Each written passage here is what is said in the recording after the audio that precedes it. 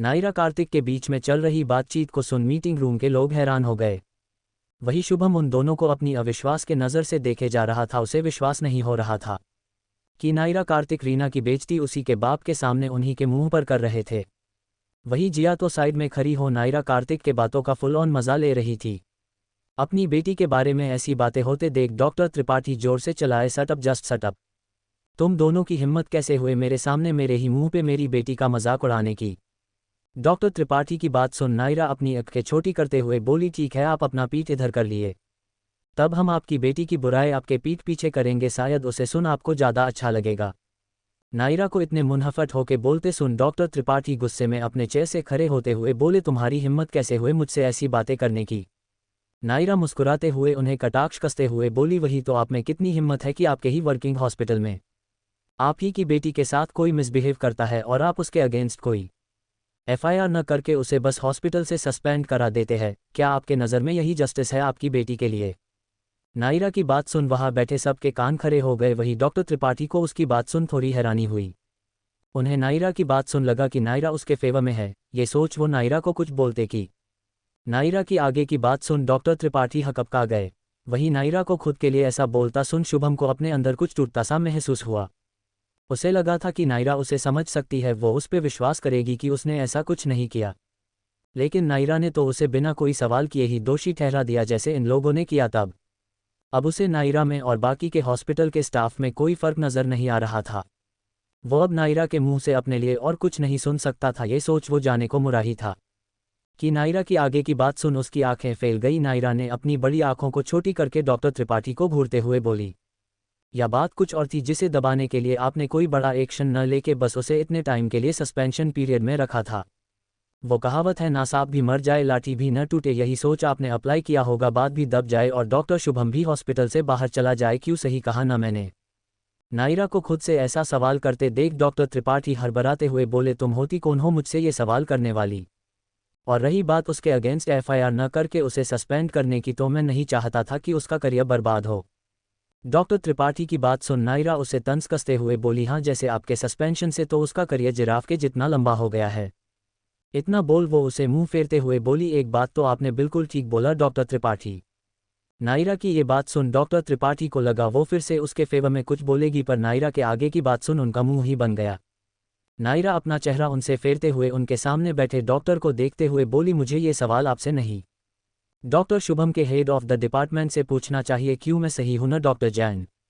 Doctor Jain जो कब से अपने में शांत बैठे किसी सोच में थे, नायरा को अब खुद पे आते देख वो हड़बड़ाते हुए बोला, हाँ क्या बोला तुमने। डॉक्टर जैन का ऐसा बर्ताव देख नायरा मुंह बनाते हुए बोली, लो ये तो खुद के दुनिया में खोने वाले इंसान। इन्हें कहा ही इस दुनिया में इनके ही डिपार्टमेंट में क्या चल रहा है ये कैसे ही पता होगा भला। नायरा को खुद के ऊपर ऐसे कटाक्ष करता सुन डॉक्टर जैन सीरियस होते हुए, आखिर तुम बोलना क्या चाहती हो, साफ साफ बोलो। नायरा अपने दोनों हाथ को टेबल पे रखते हुए बोली, जब आप उस टाइम लीव पे थे तो आपने किस बेसिस पर डॉक्टर शुभम को सस्पेंड करने का ऑर्डर दिया। नायरा की बात सुन डॉक्टर जैन से कपकाते हुए डॉक्टर त्रिपाठी को देखते हैं, जिसे नायरा भी बड़े आराम से देख रही थी। नायरा इरिटेट होते हुए बोली, छोड़ो ये सब बात, कंक्लूजन इतनी सी है, डॉक्टर शुभम के अगेंस्ट जो भी कैसे था उसे आप लोगों ने पुलिस में न देके खुद सस्पेंशन खेलेने लगे, जिसके वजह से एक काबिल डॉक्टर अपने प्रोफेशन से 6 महीने दूर था। वो चाहे तो इस चीज़ के लिए वो आपके और इस हॉस्पिटल के अगेंस्ट कैसे कर सकता था, बट उसने ऐसा नहीं किया। शायद कहीं ना कहीं उसे यकीन होगा कि हॉस्पिटल की हायर अथॉरिटी या फिर उसके सीनियर डॉक्टर उस पर एक बार भरोसा कर उसे उसकी आइडेंटिटी लौटा देंगे, जो अफसोस आप लोगों में से किसी ने नहीं किया। नायरा की बात सुन मीटिंग रूम में बैठे लोगों ने अपना सर झुका लिया। उन सबको गिल्टी फील करता देख नायरा ने पीछे मुड़ कार्तिक जिया को देखा, जो उसे थम्स अप का साइन दिखा रहे थे। वही शुभम से अपनी आंखों में नमी लिए पर होठों से मुस्कुराते हुए उसे ही देख रहा था, जिसे देख नायरा ने भी उसे मुस्कुराते हुए आंख मार दी। उसने अपना ध्यान अब डॉक्टर त्रिपाठी के तरफ करते हुए बोली, डॉक्टर त्रिपाठी अगर कार्तिक आपके डिपार्टमेंट का है तो अब तक आपने उसे कितनी बार खुद को असिस्ट करने का मौका दिया है। डॉक्टर त्रिपाठी नायरा की बात सुन सोच में पड़ गए। उन्हें इतना अपने दिमाग पर जोर देते देख नायरा उन्हें रोकते हुए बोली, ज़्यादा अपने सर में वजन मत दीजिए, नहीं तो जितने बाल बचे हैं वो भी चले जाएंगे। नायरा की बात डॉक्टर त्रिपाठी ने मुंह बना लिया। वही सब हंसने लगे। नायरा उन पे अपना काउंटर अटैक करते हुए बोली, एक बार भी नहीं, अरे आप उसे असिस्ट करने तब बोलेंगे न जब आप उसका नाम तक जानते होंगे। उसका नाम ही आपको मीटिंग स्टार्ट होने के 1 घंटे पहले पता चला होगा। क्या मैं सही हूँ। नायरा की बात सुन डॉक्टर त्रिपाठी ने उसे अपनी आंखें बड़ी कर देखा, जिसका मतलब साफ था। अभी जो कुछ भी नायरा ने कहा था वो बिल्कुल सही था, जिसके रिएक्शन में कार्तिक ने जोर से अपना मुंह हाय ठाहू, जिसकी आवाज़ मीटिंग रूम में बैठे सभी लोगों ने सुन ली, जिसे समझते हुए डॉक्टर त्रिपाठी को शर्मिंदा फील हुआ। वो अपनी सफाई में नायरा को कुछ कहना चाहते थे, पर शायद उनके पास अब कोई झूठ बचा नहीं था। जिसे देखते हुए नायरा अपना मुंह बनाते हुए बोली, जब उसने आपको कभी असिस्ट ही नहीं किया तो फिर आप उसे किस बेसिस पर यह बोल रहे हैं कि उसने किसी दूसरे डॉक्टर के इंस्ट्रक्शन को फॉलो किया। इतना बोल नायरा सीधी खड़े होते हुए बोली, डॉक्टर कार्तिक ने अपने इन 4 महीनों के इंटर्नशिप में अभी तक सिर्फ एक ही डॉक्टर के इंस्ट्रक्शन को फॉलो किया है, और वो ही मैं, तो उसके कैपेबिलिटी पे सवाल उठने का हक मैं किसी को नहीं देती। एम आई राइट डॉक्टर कार्तिक? नायरा के सवाल का जवाब कार्तिक ने अपने पूरे प्राउड और आश्वासन के साथ दिया, यस डॉक्टर, जिसकी आवाज़ पूरे मीटिंग रूम में गूंजने लगी, जिसे वहां बैठे लोगों को अपने कान पे हाथ रखना पड़ा। भाई दे त्रिपाठी और दीक्षित जैसे डॉक्टरों को ना ऐसा ही पेशेंट मिलना चाहिए। आपको नहीं पता, इसके लिए आप लोगों को पढ़ना होगा हमारा आज का joke of the day. Doctor, तुम्हारी एक किडनी फेल हो गई है। सोनू पहले तो बहुत रोया, फिर आंसू पोंछकर बोला, साहब ये भी बता दीजिए कि कितने नंबर से फेल हुई है। डॉक्टर को लगा झटका, तो क्या लगता अपनी नायरा का ये सेहरनी दहाड़ कहाँ तक जाएगी? अपने गुस्से में और किस किस को ना अपने सामने घुटने टेकने पर मजबूर करेगी नायरा? क्या लगता है, क्या नायरा के इस गुस्से को कोई रोक पाएगा, या फिर इसे शांत करने हमारे हीरो यांश को ही आना पाएगा? ये सारी बातें जानने के लिए पढ़ते रहिए माय इनोसेंट डॉक्टर। दोस्तों प्लीज़ मेरी स्टोरी को लाइक शेयर कमेंट जरूर करें, और प्लीज़ दोस्तों मेरी स्टोरी को सपोर्ट करने के लिए आप लोग अपना रिव्यू भी जरूर दें। कार्तिक के बातों में खुशी को सब बखूबी महसूस कर सकते थे। उन्हें विश्वास नहीं हो रहा था कि कार्तिक को इतने बड़े डॉक्टर से ऑर्डर न मिलने का दुख नहीं, बल्कि किसी नौसिखिए डॉक्टर के इंस्ट्रक्शन को फॉलो करना बेहतर लगा। कार्तिक का ऐसा रिएक्शन देख डॉक्टर त्रिपाठी चिढ़ते हुए बोले, क्या सच में तुम्हें इतनी खुशी हो रही है इस लड़की के इंस्ट्रक्शन को फॉलो करके, या फिर तुम ये सब मुझे सिर्फ दिखाने के लिए बोल रहे हो? अंदर ही अंदर तुम्हें इस बात की उम्मीद होगी कि कहीं ये सब सुनने के बाद मैं तुम्हें वापस से अपने टीम में रख लूँ। डॉक्टर त्रिपाठी की बात सुन कार्तिक ने बिना हिचकिचाए बोला, इन योर ड्रीम्स, अगर गलती से भी ये सब मैंने अपने कचड़े वाले दिमाग में सोचा होगा तो भगवान करे ये धरती पर जाए और आप उसमें गिर जाए। कार्तिक की बात सुन नायरा ने उसे अप्रिशिएशन के नज़रों से देखा। वही डॉक्टर त्रिपाठी चौंकते हुए बोले, मैं क्यों गिरूं, गिरना तो तुम्हें चाहिए ना। डॉक्टर त्रिपाठी की बात सुन कार्तिक मुंह बनाते हुए बोला, क्योंकि इतनी गिरी हुए सोच आपके दिमाग में आई तो कायदे से आपको गिरना चाहिए ना। कार्तिक के ऐसे जवाब को सुन डॉक्टर त्रिपाठी का मुंह सरे हुए टमाटर के जैसा हो गया था। उन दोनों की ये सरी हुए अंडे टमाटर की जैसे बातें सुन नायरा ने उनसे अपना ध्यान हटा अब डॉक्टर दीक्षित के तरफ मुड़ते हुए बोली, फाइनली अब हमारी बारी आ ही गई। वैसे मुझे बोलना तो नहीं चाहिए, पर डॉक्टर दीक्षित मैं फिर भी आपको बता रही हूँ, आप इन सब लोगों में मेरे फेवरेट हो। नायरा के मुंह से ये सब सुन डॉक्टर दीक्षित अपने घमंड में बोले, मैं पिघलूंगा नहीं, मैं सख्त डॉक्टर हूँ। डॉक्टर दीक्षित की बात सुन नायरा ने उसे अपनी आंखें छोटी कर घूरा, फिर मुस्कुराते हुए बोली, डॉक्टर दीक्षित आपको मोम के जैसे पिघलने के लिए कोई बोल भी नहीं रहा है, सकती तो मुझे आपकी तब देखनी है जब हमारी सभी बातों के खत्म होने के बाद भी आपकी ये अकड़ दिखे। इतना बोल नायरा अपने चेयर पे बैठते हुए अपने तेज आवाज में बोली, कल किस किस की इमरजेंसी ड्यूटी थी? नायरा की बात सुन मीटिंग रूम में शांति छा गई। अपने सवाल के जवाब में शांति पाके नायरा अपनी नजरें तीखी कर उन सबको घूरते हुए अपना हाथ टेबल पे पटका, जिससे सब एक दूसरे को देखने लगे। नायरा ने अब उन लोगों से अपनी नजर हटा जिया को देखा। जिया ने जब नायरा को खुद के तरफ देखता पाया तो वो किसी रिट्टू तोते के जैसे बोलने लगी, कल इमरजेंसी डिपार्टमेंट में डॉक्टर तरुण, डॉक्टर कारण, डॉक्टर वरुण और डॉक्टर शान की ड्यूटी थी।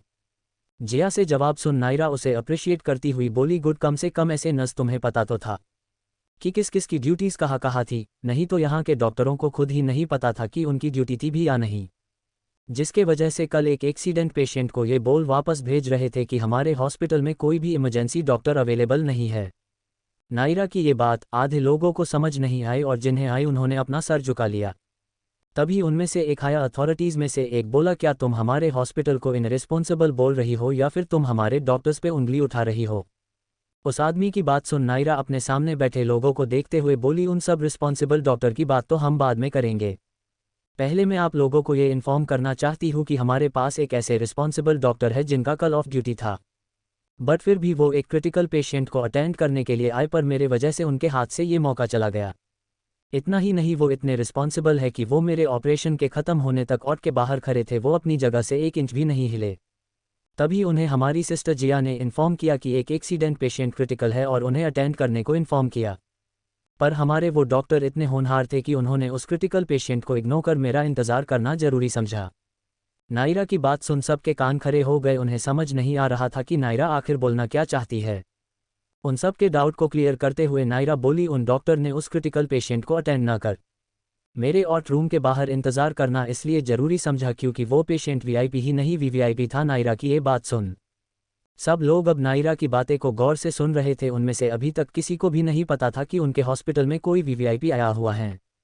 नायरा भी उनके हाव भाव देख समझ गई थी कि उन्हें अयांश के यहाँ होने के बारे में नहीं पता है। वो अब अपना सस्पेंस खत्म करते हुए बोली, आप सबको पता है वो वीवीआईपी इंसान कोई और नहीं अयांश राजवंश है। जैसे ही नायरा ने अपनी बात खत्म की सब अपने जगह से खड़े हो गए। उन्हें नायरा की बात पे विश्वास नहीं हो रहा था कि नायरा ने जो अभी अभी कहा है वो सच भी है या नहीं। कार्तिक नायरा की बात सुन अपना मुंह बनाते हुए बोला, मुझे लगता है अपनी डॉक्टर सस्ता नशा करके आए है।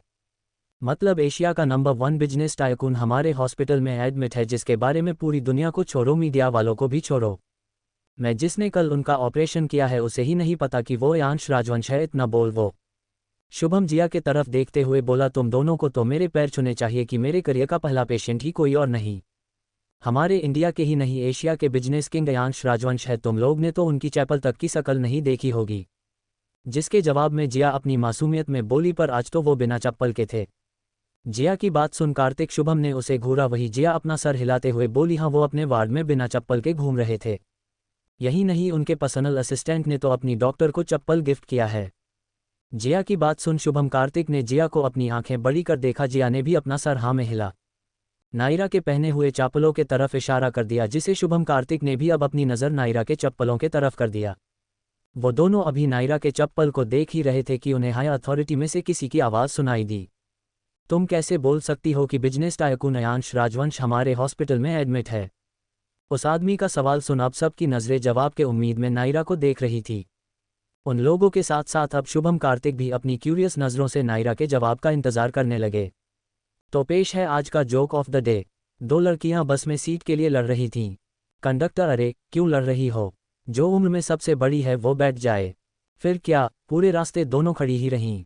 तो क्या लगता है कैसे बता पाएगी नायरा सब अयांश के बारे में? क्या नायरा की बातों पे सभी लोग यकीन कर पाएंगे? क्या होगा कार्तिक का रिएक्शन जब उसे पता चलेगा कि उसका पहला पेशेंट कोई और नहीं सच में बिजनेस किंग अयांश राजवंश है? दोस्तों प्लीज़ मेरी स्टोरी को लाइक शेयर कमेंट करें। और हाँ प्लीज़ दोस्तों, मेरी स्टोरी को आप लोग सपोर्ट करो और मुझे सपोर्ट करने के लिए आप लोगों को मेरी स्टोरी को आप अपना रिव्यू जरूर दे। सबको खुद के तरफ ऐसे देखता पाके नायरा अपनी आंखें छोटी करती हुए बोली, क्या आप सबको मेरी बात पे भरोसा नहीं है? नायरा की बात सुन सब ने अपनी गर्दन न में हिला दिया। जिसे नायरा चीड़ गई वो अब अपने पीछे खड़े शुभम कार्तिक को बोली, क्या तुम्हें भी मेरी बात पे यकीन नहीं है? नायरा को खुद से सवाल करता देख उन दोनों ने भी अपनी गर्दन ने में हिला दी, जिसे देख अब नायरा को गुस्सा आने लगा था। उसने फिर जिया के तरफ देखा, नायरा को खुद की तरफ देखता देख जिया अपनी गर्दन पे चिमटी काटते हुए बोली, जो मेरी डॉक्टर बोलेगी वो सब सही है। जिया को फिर से रट्टू तोता बनता देख नायरा को और गुस्सा आ गया। वो अब टेबल पे चढ़ने को हुए कि कार्तिक शुभम जल्दी से उसके एक्शन को समझते हुए उसे सहारा देने आए, जिसे नायरा आसानी से टेबल पे चढ़ते हुए बोली, गांव वालों तुम लोगों को मैं झूठी लग रही हूं ना? अब जब तुम लोगों को मुझ पे भरोसा ही नहीं है तो जाओ, मैं तुम्हें श्राप देती हूँ, तुम्हारे गाड़ी का टायर पंचर हो जाए, तुम्हारी पेन की रिफिल खत्म हो जाए, तुम चलते चलते फिसल जाओ। नायरा के इन सब श्रापों को कोई भी सीरियस नहीं ले रहा था, जिसे देख नायरा मुस्कुराते हुए बोली, यही नहीं तुम लोगों के बाल झड़ जाए, तुम्हारी गर्लफ्रेंड तुम्हारे मुंह पे कॉफ़ी फेंक ब्रेकअप बोल चली जाए। इतना ही नहीं, अभी और सुनो, जिनकी गर्लफ्रेंड नहीं है भगवान उन सबको गर्लफ्रेंड दे, पर उन सब गर्लफ्रेंड के साथ उन्हें उनका मेल बेस्ट फ्रेंड भी फ्री में दे। नायरा अभी बोल ही रही थी कि उनमें से एक उम्र दराज जो कि हॉस्पिटल के अथॉरिटी में से थे वो बोले, ये सब तो तुम सिंगलों का निपटारा कर रही हो, पर हम सीनियर्स का क्या, जिनकी शादी हो चुकी है उनका भी तो निपटारा करो। उस बुजुर्ग अथॉरिटी की बात सुन नायर सोच में पड़ गई, फिर थोड़ा रुकते हुए बोली, ये आपने ठीक याद दिलाया, तो भाइयों और उनके सर भाइयों, जिन लोगों की बीवी है उनकी बीवी रोज शॉपिंग करे, खुद के लिए ही नहीं अपने साथ साथ अपने मायके वालों के लिए भी करे। रही बात उन बीवियों के ससुराल वालों की, तो उन्हें और अपने पति को ठेंगा दिखा बिल पकड़ा दे। नायरा की बात सुन वो बुजुर्ग आदमी खुश हो ही रहा था कि उसकी आगे की बात सुन उनका मुंह बन गया। वही कार्तिक पीछे से बोला, खुद तो बॉयफ्रेंड के कैटेगरी में हो और हम गर्लफ्रेंड वालों और बीवियों वालों के नाम पे पर्चा काट रही हो, यू चालक लोमड़ी। इतना ही है तो कोई प्रूफ दिखा दो ना, क्यों हम सिंगल्स को तरपा रही हो और जो सिंगल नहीं है उन्हें सिंगल बनाने पे तुली हुई हो। कार्तिक की बात सुन नायरा बोली, तुम्हें प्रूफ चाहिए? क्यों, तुम सुप्रीम कोर्ट के जज हो, जो तुम्हें प्रूफ दूं? नायरा की बात सुन कार्तिक अपनी आंखें बड़ी करते हुए बोला, अरे काहे का जज मैं? जब मैं अपने लंच में ही टिंडे है या लौकी इस बात का फैसला नहीं कर सकता तो आपका क्या ही करूंगा। मेरी छोरो, अगर आप प्रूव नहीं करोगी तो यहाँ हम सब मान लेंगे कि आप झूठी हो, और झूठ बोलने पे क्या होता है ये तो आपको पता ही होगा। कार्तिक की बात सुन नायरा अपनी भवें चढ़ाते हुए बोली, झूठ बोलने पे क्या होता है मुझे नहीं पता, तुम ही बता दो। नायरा की बात सुन कार्तिक अपने ड्रामेटिकल अंदाज में अपने को मुंह को थोड़ा खोल उस पे अपना हाथ थपथपाते हुए बोला, आ आपको नहीं पता, कोई बात नहीं मैं बताता हूँ, झूठ बोले कौवा काटे काले कौवे से डरियो समझी। कार्तिक की बात सुन नायरा अपना मुंह हेंचते हुए बोली, कौवा जाए तेरी नाक लेके कावड़ी। अगर तुम्हें मेरी बात पे भरोसा नहीं तो डॉक्टर दीक्षित को पूछ लो, जो कब से अयांश राजवंश से मेरी शिकायत कैसे करनी है ये सोच रहे हैं।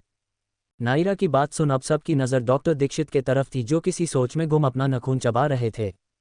डॉक्टर दीक्षित का ऐसा रिएक्शन देख सबको नायरा की बात पे अब भरोसा होने लगा था। वही डॉक्टर दीक्षित को इतना गंभीर होकर सोचता देख नायरा अपने बगल में बैठे डॉक्टर की बोतल से पानी पीते हुए बोली। डॉक्टर दीक्षित को ऐसे देख मुझे तो एक गाना याद आ रहा है। नायरा की बात सुन उसके साइड में बैठा डॉक्टर बोला, कौन सा गाना? नायरा उस डॉक्टर की बात सुन टेबल पे आलती पालती मार के बैठ गई, फिर अपना गला ठीक करते हुए बोली, नानी तेरी मोरनी को मोर ले गए, बाकी जो बचा था काले चोर ले गए। नायरा अभी बोली ही थी कि कार्तिक कमेंट करते हुए बोला, अगर नानी डॉक्टर दीक्षित है काले चोर कौन है? कार्तिक की बात सुन नायरा ने एक नज़र मीटिंग रूम में बैठे सभी लोगों को देखा, जिसे सब नायरा के देखने का मतलब अच्छे से समझ रहे थे। नायरा के देखने का मतलब सब समझते हुए सबके मुंह बन गए। तभी नायरा के सामने बैठा डॉक्टर बोला, यार ऑलरेडी घर में बीवी और ससुराल में सालिया मुझे कलूरे कलूरे बोल के चिढ़ाती है, अब तुम हॉस्पिटल में भी मुझे काला चोर बना रही हो। दिस इज़ नॉट फेयर, कम से कम लाल नीला पीला जो चोर बनाना है वो बनाओ, पर काला नहीं। उस डॉक्टर की शिकायत सुन नायरा क्यूरियस होके बोली, आपको लोग कलूरे क्यों बोलते हैं, आप तो अच्छे खासे गोरे हो। नायरा के सवाल का जवाब नायरा के पीछे बैठी डॉक्टर ने दिया, उनका सरनेम तावड़े है पर लोग उन्हें प्यार से कलूरे बोलते हैं। पर उनकी बीवी क्यों उन्हें कलूरे बोलती है ये राज की बात तो सिर्फ उन्हें ही पता है। इतना बोल वो डॉक्टर शर्मा गई। नायरा उनका शर्माना बिल्कुल भी समझ नहीं पाई, पर वहां बैठे सभी लोग समझ गए थे, सिवाय बोले तो नायरा की कैटेगरी वाली जिया के। नायरा आगे उनसे कुछ पूछ पाती कि कार्तिक उसे टोकते हुए बोला, वो सब छोड़ो, काले चोर तो हम बन जाएंगे पर थानेदार कौन बनेगा? कार्तिक की ये बात सुन नायरा टेबल पे वापस खड़े होते हुए बोली, ये भी कोई पूछने की बात है, ऑब्वियसली मैं इतना बोल वो टेबल पे अपना पैर पटकते हुए गाने लगी, नानी तेरी मोरनी को मोर ले गए, बाकी जो बचा था काले चोर ले गए। जिसे सुन कार्तिक ने भी टेबल पे बॉटल पटकते हुए नायरा को ज्वाइन किया। वही सारे डॉक्टर भी खुशी खुशी नायरा के साथ गाने लगे, नानी तेरी मोरनी को मोर ले गए, बाकी जो बचा था काले चोर ले गए। खाके पी के मोटे होके चोर बैठे रेल में, चोरों वाला डिब्बा कटकर पहुंचा सीधे जेल में। नानी तेरी मोरनी को, उन चोरों की खूब खबर ली मोटे थानेदार ने, मोरों को भी खूब नचाया जंगल की सरकार ने। नानी तेरी मोरनी को, अच्छी नानी प्यारी नानी, रूसा रूसी छोड़ दे, जल्दी से एक पैसा दे दे, तू कंजूसी छोड़ दे। नानी तेरी मोरनी को, गाना बजाना तो चला रहेगा तो बढ़ते हैं आगे, मतलब हमारे आज के जोक ऑफ द डे में। दांत का डॉक्टर, आपका दांत निकालना पड़ेगा क्योंकि ये सड़ चुका है। राजू, हाँ तो कितने पैसे लगेंगे?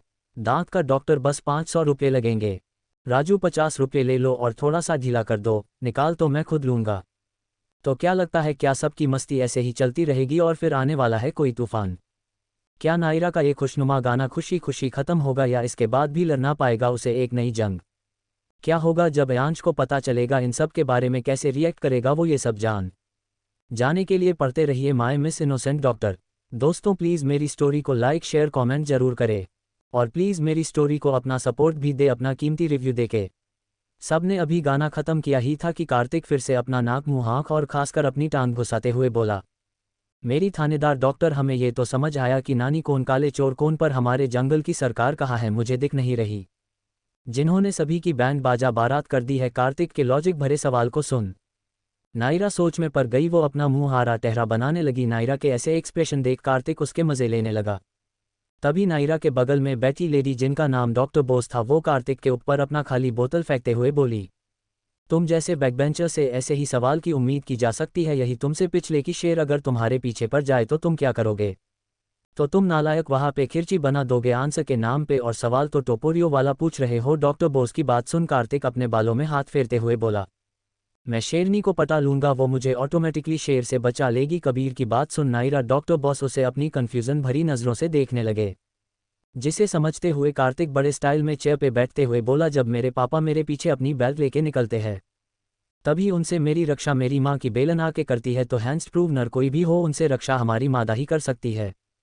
कार्तिक की बात सुन सब सन रह गए, उसके ऐसे अजीबोगरीबों लॉजिक को वो लोग एक्सेप्ट तो नहीं करना चाहते थे, पर न चाहते हुए भी नर डॉक्टरों को उसकी बैकबेंचर वाली आंसर शीट एक्सेप्ट करनी पड़ रही थी। कार्तिक की इतने तेजस्वी जवाब सुन नायरा चिढ़ते हुए बोली, नो डाउट कि तुम अपने नर्सरी क्लास से लेके मेडिकल कॉलेज तक बैकबेंचर रहे होगे, तभी तो जो बात मैंने अभी तक सोचा नहीं वो बात तुम जैसा बैकबेंचर ऐसा सवाल कर रहा है माना पाएगा। तुम्हारे दिमाग में बहुत ही भूसा भरा है, तभी तो रुक रुक के आग जल रही है। ध्यान रखना कोई गाय भैंस या बैल आके तुम्हारे दिमाग का भूसा खा न जाए। नायरा को खुद का ऐसा मजाक बनाते देख कार्तिक चिढ़ गया, वो अपना मुंह बनाते हुए बोला, मेरे दिमाग के भूसे को छोड़ो, पहले मेरे सवाल का जवाब दो। जंगल की सरकार कहाँ है? कार्तिक को फिर से अपने सवाल पे आता देख नायरा अपना मुंह आरा टहरा बना सोचते हुए बोली, अपने जंगल की सरकार हम नायरा अपनी सोच में ही थी कि मीटिंग रूम का दरवाज़ा एक झटके में खुला, जिससे सबके साथ साथ नायरा का भी ध्यान भी उस तरफ चला गया। मीटिंग रूम के गेट पे खड़े इंसान को देख मीटिंग रूम में बैठे लोग सभी खड़े हो गए, यहाँ तक कि हॉस्पिटल के डायरेक्टर भी। वही नायरा उस इंसान को अपनी कंफ्यूज्ड नज़रों से देखने लगी, क्योंकि सामने और कोई नहीं अयांश खड़ा था। तभी मीटिंग रूम में खड़े किसी डॉक्टर ने कहा, हम लोग जंगल की सरकार की बात कर रहे थे, पर यहाँ तो पूरे एशिया पे राज करने वाले सरकार का शेर हमारे सामने खड़ा हो गया है। उस डॉक्टर की बात सुन वहाँ पे खड़े किसी ने भी उसके बातों को इनकार करने हिम्मत नहीं की। अयांश ने सबको इग्नोर कर नायरा के सामने जाके खड़ा हो गया, जिससे सबको अब नायरा के लिए डर लगने लगा था। हाँ, शुरुआत में उन्हें नायरा का एटीट्यूड ज़रा भी पसंद नहीं आया था, पर इतने देर से उसके साथ बातें कर उसकी एक्यूरेट बातों को सुन उसकी बचकानी शरारतें देख उन सबको वो अच्छी लगने लगी थी। वो सब उसे कोई छोटी मोटी पैनिशमेंट दे छोड़ सकते थे, पर अयांश के पैनिशमेंट से नायरा को बचाने की हिम्मत उनमें से किसी की भी नहीं थी। तभी उन्हें डॉक्टर दीक्षित की बात सुनाई दी, मिस्टर राजवंश, ये लड़की हमारे हॉस्पिटल की डॉक्टर नहीं है, आप इसको कोई भी पैनिशमेंट दे सकते हैं, हमारा हॉस्पिटल इसकी रिस्पॉन्सिबिलिटी नहीं लेगा। डॉक्टर दीक्षित को नायरा के लिए इतना कठोर होता देख सबको बुरा लग रहा था। वही कार्तिक तो उनका मुंह नोचने के लिए आगे बढ़ा ही था कि शुभम उसको रोकते हुए बोला, चुपचाप खड़े रहो, नहीं तो डॉक्टर दीक्षित का तो पता नहीं कहीं हमें ही मिस्टर राजवंश से बचना न पड़ जाए। तो प्लीज़ हमारी डॉक्टर के लिए और मुसीबत मत बढ़ाओ, जिन्होंने अभी अभी हमें इतने बड़े प्रॉब्लम से निकला है। शुभम की बात कार्तिक माना तो नहीं चाहता था, पर नायरा को वो और कोई मुसीबत में नहीं डालने चाहता था। वही अयांश ने डॉक्टर दीक्षित के बातों को ऐसे अनसुना किया जैसे वो बेहरा हो। उसने सबको इग्नोर कर नायरा के तरफ अपना हाथ बढ़ा दिया, जिसे देख सभी की आंखें बाहर आने वाली थी। सबको लगा अयांश नायरा को टेबल पे से नीचे खींचेगा। वही नायरा अपने मुंह का पाउट बना अपना हाथ अयांश के तरफ बढ़ा दिया, जिसे पकड़ अयांश ने उसे बहुत ही प्यार से अपने पास बुला टेबल पे ही बैठा दिया। नायरा भी बिना कुछ बोले आलती पालती मार टेबल पे बैठ गई।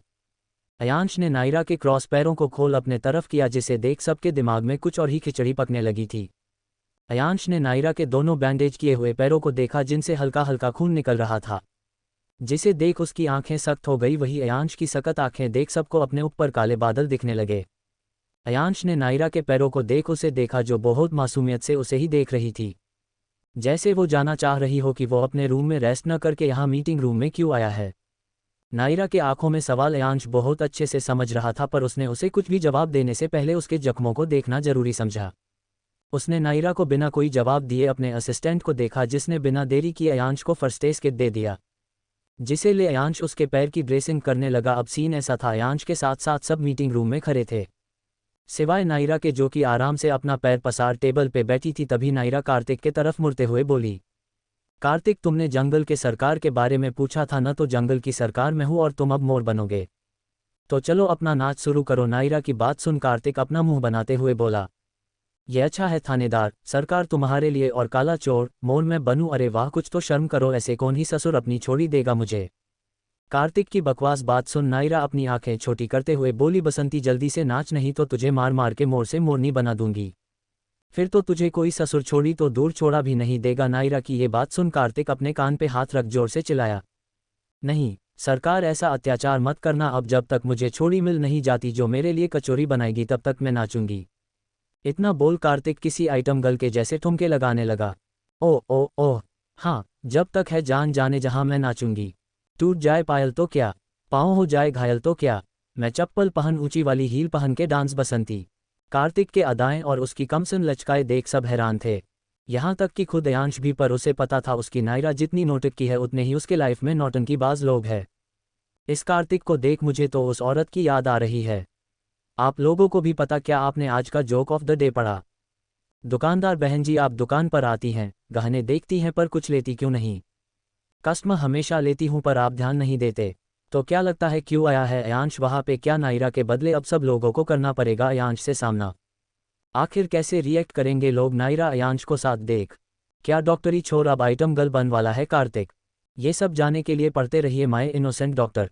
दोस्तों प्लीज़ मेरी स्टोरी को लाइक शेयर कमेंट जरूर करें, और प्लीज़ अपना सपोर्ट मेरी स्टोरी को देने के लिए आप लोग अपना रिव्यू भी जरूर दें। कार्तिक का डांस देख सब हैरान थे, सबकी आंखें फटी की फटी और मुंह खुला का खुला रह गया था। कार्तिक ने जब अपने डांस के बदले सब लोगों का ऐसा रिएक्शन देखा तो वो अपने हाथ से अपना शर्माता हुआ चेहरा छुपाते हुए बोला, अब मैं इतना भी खूबसूरत नहीं हूँ जो आप लोग ऐसे घूर घूर के नज़र लगा रहे हो। इतना बोल वो खुद को थूक थुकाने लगा। कार्तिक के ओवर एक्टिंग और उसके ऐसे मेलोड्रामा को देख सब अपने होश में वापस आए। नायरा कार्तिक की तंज भरी तारीफ करते हुए बोली, क्या बात है, तुम्हारा डांस देख तो मुर्दे भी अपने कब्र से निकल तुम्हारे साथ नाचेंगे मेरी मोरनी। नायरा के मुंह से अपने लिए ऐसा कॉम्प्लीमेंट सुन कार्तिक किसी खिले हुए भव्य के जैसा चाहते हुए बोला, क्या सच में मैंने इतना अच्छा डांस किया है?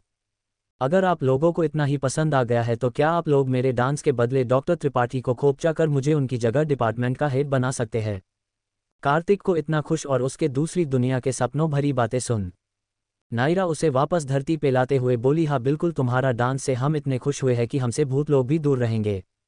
नायरा की बात सुन कार्तिक कंफ्यूज्ड होते हुए बोला, मैं डॉक्टर त्रिपाठी को साइड करने बोल रहा हूँ और तुम भूतों को साइड कर रही हो। वैसे मेरा डांस देख भूत क्यों तुमसे दूर रहेंगे? कार्तिक की बात सुन नायरा अपनी आंखें मटकाते हुए बोली, वो क्या है ना, भूत भी तुम्हारे डांस को ज्वाइन करेंगे। आखिर तुम्हारा डांस भूतों वाले पार्टी से कम था क्या? तुम्हारा डांस देख मैं तो यही बोलूंगी। वैसे तो नायरा की बात सुन कार्तिक का मुंह बन गया था, पर उसे नायरा से थोड़ी तो उम्मीद थी कि डिपार्टमेंट का हेड नहीं सही, कम से कम वो उसे हॉस्पिटल का डायरेक्टर तो बना ही देगी। पर कहीं नायरा उसका ये ख्याली पिलाव भी न खा जाए, इसलिए उसने ये वाली विश नायरा को नहीं बताया, बल्कि उसके आगे की बात सुना ही बेहतर समझा। वो बिना मन के ही नायरा को बोला, क्या बोलूंगी तुम? नायरा भी अपनी बड़ी बड़ी आंखों को और बड़ा करते हुए बोली, यही कि आलतू जलालतू आइबला को टालतू, टेंशन वैंशन छोड़ दे बच्चा, हो जा फुल्ली फालतू। कार्तिक नायरा की ये बात सुन चिढ़ गया, वही नायरा इतने पे भी नहीं रुकी, वो उसे और चिढ़ाते हुए बोली, छोटी सी तू जान, काहे रहे परेशान, छठ दुनिया को, दुनिया तो देगी ज्ञान, बनना है तुझे महान, तो ये मंत्र पढ़ ले ओ भैया, आलतू जलालतू आइबला को टालतू, टेंशन वैंशन छोड़ दे बच्चा, हो जा फुल्ली फालतू। नायरा को अभी उसकी बेइज्जती फुल ऑन करता देख कार्तिक अपना पैर पटकते हुए अपनी तेज आवाज में बोला, खामोश।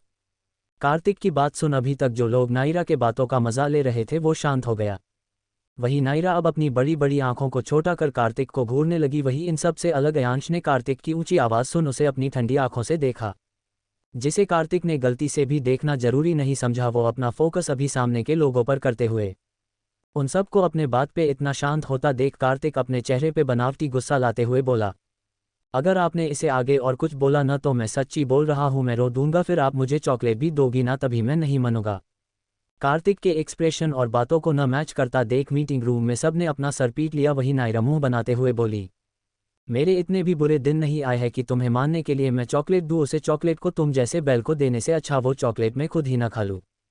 नायरा को अपने चॉकलेट की इतनी चिंता करते देख कार्तिक अपना मुंह बना डेस्क पे हेड डाउन कर सो गया।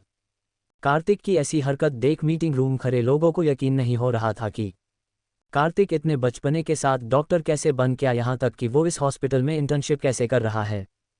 पर नायरा के दिमाग में ऐसा कुछ नहीं चल रहा था, क्योंकि कार्तिक कितना कैपेबल है ये उसने ऑपरेशन के वक्त ही देख लिया था। नायरा जानती थी भले ही कार्तिक में कितना भी बचपना हो, पर वो अपने प्रोफेशन के प्रति बहुत ही सीरियस है। वहाँ के लोग सब कार्तिक के बारे में इतना सोचने में खो गए थे कि उनके दिमाग से ये बात तक निकल गई थी कि उनके बीच में एशिया का नंबर 1 बिजनेस टायकून भी खड़ा है। सब अभी अपनी ख्याली खिचड़ी बनाने में ही बिजी थे कि उन्हें अयांश की ठंडी आवाज़ आई, जो कि नायरा का चेहरा अपने तरफ करते हुए बोला, अपना ये सकस जल्दी ख़त्म करो, मुझे तुम्हारे साथ लॉन्च करना है। और हाँ, तुम्हारी मोम ने तुम्हें घर जल्दी आने को बोला है।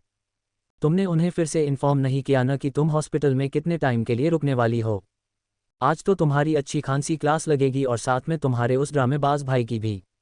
नायरा जो अयांश की बात बड़े गौर से सुन रही थी, जैसे वो कोई इम्पोर्टेंट मेडिकल का थीसिस उसे बता रहा हो। तभी अयांश के बातों में अपनी माँ का जिक्र सुन नायरा ने अपना तुप गटका, फिर अपने नमूने भाई का नाम सुन उसके सर में दर्द होने लगा। उसे समझ नहीं आ रहा था कि उसका भाई 2 दिन भी बिना कांड किए हुए क्यों नहीं रह सकता। वो अभी अपने ख्यालों के दुनिया में ही थी कि अयांश ने उसे अपने में ही खोए हुए देख उसके माथे पे अपनी उंगली से टैप किया, जिसे नायरा असल दुनिया में आए। अयांश उसे घूरते हुए बोला, अगर इस बार तुम्हारे पैरों में हल्की सी भी चोट आए या फिर खून का धब्बा दिखा तो फिर। इतना बोल वो रुक गया, अयांश को अपनी बात के बीच में रुकता हुआ देख नायरा अपने चेहरे पे मासूमियत लिए बोली, तो फिर क्या। नायरा के आवाज़ में इतनी मासूम देख मीटिंग रूम में खड़े सबका दिल पिघल गया। अब सब कोई अयांश के बात का पूरा होने का इंतज़ार कर रहे थे। वो इंतज़ार ही कर सकते थे, क्योंकि पूछने की हिम्मत तो उन सब में से किसी की भी नहीं थी, खुद हॉस्पिटल के डायरेक्टर की भी नहीं। वही डॉक्टर दीक्षित इतने देर में इतना तो बहुत अच्छे से समझ गए थी कि सामने टेबल पे बैठी लड़की अयांश राजवंश के लिए बहुत खास है। जिस अयांश राजवंश के सामने पूरी दुनिया झुकती है, वो अयांश राजवंश किसी मामूली सी डॉक्टर के आगे झुक रहा है। ये तो साफ था कि उसके सामने बैठी लड़की जो अपने चेहरे और बातों में दुनिया जहां की मासूमियत लिए है, वो कोई आम लड़की तो नहीं हो सकती। अब उसे अपने सारे कड़वे शब्द जो उसने कल से नायरा को कहा था, वो सब किसी बुरे सपने के तरह याद आ रहे थे। वो अपनी सोच में ही ये सोच के डर रहे थे कि अयांश राजवंश उसका क्या करने वाला है। उसे तो ये सोच सोच कर ही यमराज के दर्शन हो रहे थे। सब लोग अयांश की बात का इंतजार कर ही रहे थे कि उसकी बात सुन सब सदमे में चले गए। अयांश बिना भाव के मीटिंग रूम में खड़े लोगों को देखते हुए बोला, 2 घंटे में अगर ये मीटिंग खत्म नहीं हुई तो 2 घंटे 1 मिनट बाद सब लोग हॉस्पिटल के बाहर ठेले पे चाय वड़ा पाव भेजते नजर आएंगे। तो पेश है आज का joke of the day. Doctor चश्मा किसके लिए बनवाना है? बबलू टीचर के लिए। डॉक्टर पर क्यों? बबलू, क्योंकि उन्हें मैं हमेशा गधा ही नजर आता हूँ। तो क्या लगता है, क्या सब लोगों की नौकरी बच पाएगी या फिर यहाँ के अकड़ में रहने वाले डॉक्टर अपने लिए ढूंढेंगे अपने लिए नया काम? कैसे लेगा अयांश डॉक्टर दीक्षित से नायरा के लिए बोले गए हर एक शब्द का? क्या 2 घंटे में खत्म हो जाएंगी मीटिंग या पड़ेगी उसमें अड़चन कोई? ये सारी बातें जानने के लिए पढ़ते रहिए माय इनोसेंट डॉक्टर।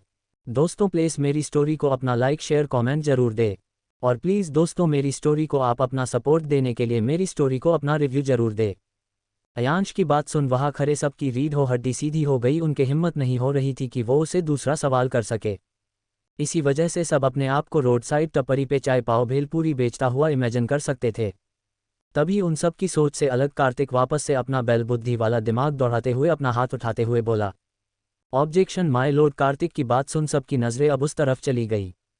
अभी तक जो लोग खुद को ठेले पे चाय वाला पाव बेचते हुए इमेजिन कर सकते थे, वो अब कार्तिक को बीच में अपने मुंह आंख नाक के साथ साथ अपना हाथ और पैर भी घुसाते हुए देख। अब वो खुद को रोड पे वाइट कोट उसके साथ अपने गले में स्टोथोस्कोप लगाए वो खुद को भीख मांगता हुआ इमेजिन कर सकते थे। भगवान के नाम पे दे दे माई, भगवान तेरे बीवी बच्चों के साथ साथ तेरी एक्स और उसके बच्चों की भी रक्षा करेगा। वो लोग अभी अपने सोच में भीख मांगने की प्रैक्टिस कर ही रहे थे कि उन्हें कार्तिक की दूसरी बात सुनाई दी। जज साहब, क्या मैं चाय के बदले मोमोज बेच सकता हूँ? मुझे मोमोज बहुत पसंद है, इनफैक्ट मेरी फेवरेट है। मुझे मोमोज इतना पसंद है कि मैं अपने ठेले पे लोगों से पैसे लेके मोमोज खुद ही खा लूँगा। कार्तिक इतना बोल अपने मुंह पे जीभ फेरने लगा। कार्तिक की बात सुन और उसके हरकत को देख सबके मुंह में पानी आ गया था, पर अयांश के डर से वो अपने मुंह का पानी गिरा नहीं सकते थे। तभी नायरा अपनी बड़ी बड़ी आंखों को छोटा करते हुए बोली, अगर तुम मोमोज का ठेला खोलोगे तो मैं पानी पूरी का खोलूंगी और देखना मैं तुम्हारे सारे कस्टमर चुरा लूंगी। नायरा की बात सुन अब तो उन सब का सबर का बांध टूटते हुए उनके मुंह से पानी गिरने ही वाला था। किसी किसी ने तो अपने आए हुए लार को वापस अपने मुंह के अंदर गटक लिया इस उम्मीद से कि वो मोमोज और पानी पूरी खा रहे हैं। तभी उस पूरे मीटिंग रूम में किसी मेमने की बच्चे की आवाज़ आई, मैम क्या मैं आपकी असिस्टेंट बन सकती हूँ पानी पूरी के ठेले पे? जी हाँ, ये मेमना का बच्चा और कोई नहीं, जिया थी। जिया की बात सुन नायरा उसे कुछ बोलती कि कार्तिक उसकी चोटी खींचते हुए बोला, ओए बकरी, तू मेरी टीम छोड़ उनकी टीम में क्यों जा रही है? देख तू मेरी टीम में आ जा, मैं तुझे मोमोज के साथ साथ चटनी फ्री दूंगा, बिल्कुल फ्री फ्री। कार्तिक के ऐसे ऑफर को सुन जिया के मुंह का लार डगमगा गया। वो कार्तिक को कोई जवाब देती कि उसे नायरा की आवाज़ आई, तुम मेरे टीम में रहना, मैं तुझे पानी पूरी के बाद एक्स्ट्रा सूखी पापड़ी दूंगी। नायरा का ऑफर सुनने के बाद जिया ने बिना देरी किए उसका ठेला ज्वाइन कर लिया। जिया ही नहीं, डॉक्टर बोस भी नायरा के पानी पूरी को एक्स्ट्रा खटा करने के लिए बोली, क्या मैं भी तुम्हारे ठेले को ज्वाइन कर सकती हूँ? तुम चाहो तो मैं अपनी चाट के स्टॉल को तुम्हारे साथ मर्ज कर सकती हूँ। सोचो हमारे पानी पूरी चाट के ठेले का कितना बड़ा बिजनेस होगा, हमारे बिजनेस के सामने किसी तुच्छ मोमोज वाले का क्या ही होगा। डॉक्टर बोस ने साफ साफ कार्तिक को टोंट मारा था, जिसे समझते हुए कार्तिक बोला, मुझे सब पता है कि आप ठेले पे चाट बनाओगी या आप अपने बातों से कस्टमर के दिमाग की दही चाट कर जाओगी। इतना बोल वो नायरा के तरफ मुड़ते हुए बोला, भले ही आपके टीम में कितने ही लोग क्यों ना आ जाए, पर मेरा दोस्त, मेरा लंगोटिया यार मुझे छोड़ के कहीं भी नहीं जाएगा, चाहे उसकी लंगोट खिसक खिसक के इधर से उधर क्यों न चली जाए। कार्तिक की बात सुन नायरा, जिया, डॉक्टर बोस उन तीनों के साथ साथ मीटिंग रूम में सब उसे अपनी सवालिया नज़रों से देखने लगे। उन्हें समझ नहीं आ रहा था कि कार्तिक को खुद इस हॉस्पिटल में आए 4 महीने ही हुए हैं और इसके पास एक लंगोटिया यार भी है। नायरा उसे तंज भरा सवाल करते हुए बोली, वैसे ये तुम्हारा लंगोटिया यार है कौन, जिसके साथ तुमने बचपन से डीओ गाया है? जंगल जंगल बात चली है, पता चला है। जंगल जंगल बात चली है, पता चला है। अरे चड्डी पहन के फूल खिला है, फूल खिला है। अरे चड्डी पहन के फूल खिला है, फूल खिला है। मुझे तो लगा था तुम मोमोज बेचोगे, पर अब पता चल रहा है तुम तो अपने लंगोटिया यार के साथ हॉस्पिटल के बाहर रोड पे फूल वाली चड्डी पहन के मदारी डांस करोगे। करो करो, बिल्कुल करो, और मैं तुम्हें इस चीज़ की परमिशन भी देती हूँ। और हाँ, तुम ये जंगली वाला डांस मेरे ठेले के सामने ही करना, ताकि मेरे कस्टमर्स फ्री में सर्किस देख सके। अरे चड्डी पहन के फूल खिला है, फूल खिला है। नायरा की बात सुन कार्तिक चिढ़ते हुए बोला, ठीक है फिर देखते हैं किसमें कितना है दम। कार्तिक का चैलेंज सुन नायरा भी उसे तंज कसते हुए बोली, दम को बाद में देखोगे, पहले तुम अपने लंगोटिया यार को तो दिखाओ। नायरा का तंज सुन कार्तिक अपने पीछे खड़े शुभम को किसी बिछड़ी हुए प्रेमिका के जैसे पकड़ते हुए बोला, मैंने तेरा नाम दिल रख दिया, मैंने तेरा नाम दिल रख दिया। धड़केगा तू मुझमें सदा, मैंने तेरा नाम दिल रख दिया। कार्तिक शुभम को किसी पागल आशिक के जैसे अपने पीछे खड़ा करते हुए बोला, ये है मेरा वो लंगोटिया यार। फिर अपनी आंखों को मटकाते हुए बोला, आप फुल वाली चढ़ी की बात कर रहे हो? मैं तो अपने इस जिगरी लंगोटिया यार के साथ बचपन में बिना चढ़ी बिना लंगोट के साथ घुमा करता था। कार्तिक की बात सुन सब स्तब्ध रह गए। वही शुभम तो खुद को लूटी हुए दुल्हन के जैसे देख रहा था। उसे समझ नहीं आ रहा था कि कार्तिक उसका बचपन का दोस्त नहीं बचपन का लंगोटिया यार कब से हो गया, कब कैसे ये अनहोनी हुए उसे तो पता ही नहीं चला। पर वो कार्तिक को अपने सदमे वाले एक्सप्रेशन के साथ देखते हुए बोला, ये कब हुआ, कैसे हुआ, मुझे पता कैसे नहीं चला। वही शुभम के साथ साथ मीटिंग रूम में खड़े सभी लोग भी कार्तिक के मुंह से इसका जवाब सुनना चाहते थे। कार्तिक ने मीटिंग रूम में खड़े सबको देखा, खास करके नायरा को, फिर शुभम के तरफ मुड़ते हुए अपनी गंभीर स्वर में बोला, जब तू छोटा बच्चा था तब। शुभम ने कार्तिक को गंभीर देखा में सर हिला दिया। कार्तिक फिर आगे बोला, तू लाल चढ़ी पहनता था। शुभम ने बिना सोचे हाँ बोल दिया। अब कार्तिक अपने अंतिम पड़ाव पे आते हुए बोला, उस चड्डी में छेद था। कार्तिक का ये सवाल सुन शुभम शर्माते हुए हाँ बोल दिया, जिसे सुन सब शौक हो गए। नायरा कार्तिक के पास जाके उसके पीठ पे मुक्का मारते हुए बोली, अपनी ड्रामेटिक बात बंद कर और लॉजिक बता नायरा के मुंह के, फिर उसका सवाल सुन। कार्तिक अपने बालों में हाथ फेरते हुए बोला, अरे यार बचपन में मम्मियों अपने लाल पीले को कलरफुल चाड़िया ही तो पहनती है, और जब तक उसमें छोटी सी छेद से लेके बड़ा सा कुआं न बना जाए तब तक पहनती थी। ये तो कॉमन सेंस है और हर घर घर की कहानी है। कार्तिक का लॉजिक सुन सबने अपना सर पीट लिया। कार्तिक की बात सुन मुझे तो उस पुजारी की याद आ गई। आपको नहीं पता तो पेश है आज का जोक ऑफ द डे। पूजा के समय पत्नी ने पति से पूछा, पत्नी सुनो जी, आपको आरती याद है न? पति, हाँ वो पतली सी वही न। इसके बाद भगवान की बाद में पति की पूजा पहले हुई।